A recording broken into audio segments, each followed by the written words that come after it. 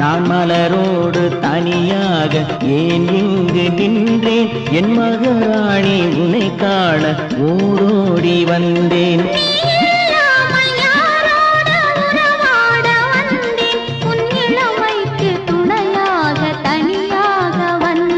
நான் மலரோடு தனியாக ஏன் இங்கு நின்றேன்? என் மகாராணி உன்னை காண ஓடோடி வந்தேன்.